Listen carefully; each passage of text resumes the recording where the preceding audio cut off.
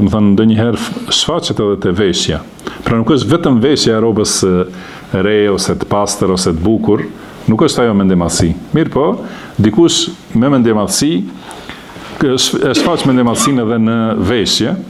Edhe një prej këtyre formave të mendjemadhësisë është lëshimi i robës poshtë nyjes së këmbës. Se ka thënë pejgamberi sallallahu alaihi wasallam, ma asfala min al-ka'bayn min al-izari fa fi an-nar. Do të thonë, çdo robë që është poshtë zogut të këmbës është në xhehenem. Do të thonë, ai njeri ose ai njeri që e vesh robën që ka poshtë zogut të këmbës ose nyjes këmbës është në xhehenem. Dhe ky është definicion për mëkatet e mëdha. Do të thonë, kur tregohet dënimi me xhehenem për një mëkat, do të thonë se është prej mëkateve të mëdha, se është haram edhe prej gjunave të mëdha, nuk është prej gjunave të vogla.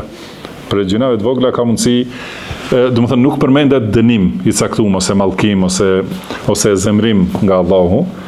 Pra mendjemadhësia u përmend se Allahu është i zemruar ndaj tij. Edhe kjo padyshim se tregon që është prej mëkateve të mëdha. Edhe këtu në këtë hadith ka thënë pejgamberi sallallahu alaihi wasallam se mbajtja e rrobave poshtë zogut të këmbës është shkak për të hyrë në xhehenem, që do të thonë se është prej mëkateve të mëdha. Edhe për këtë shkak njeriu nuk duhet të jetë neglizhent ndaj kësaj. Shumë prej dietarëve kanë përmend për shembull Dhahabiu e ka përmend te mëkatet e mëdha, libri Mëkatet e mëdha, është përmendur edhe mbartja e izarit ose rrobës, do të thonë poshtë zogut të këmbës. Mjafton, do të thënë njeriu që teshat poshtë nyjes këmbës, do të thënë mjafton që ka kundërshtuar urdhrin e pejgamberit sallallahu alaihi wasallam. Edhe pasi pejgamberi sallallahu alaihi wasallam ka ndaluar këtë. Edhe mjafton që nuk i bëhet vonë për këtë kërcënim, për zjarrin e xhehenemit. Edhe gjithashtu kam thënë disa prej dietarëve se është për ngjasim me gratë.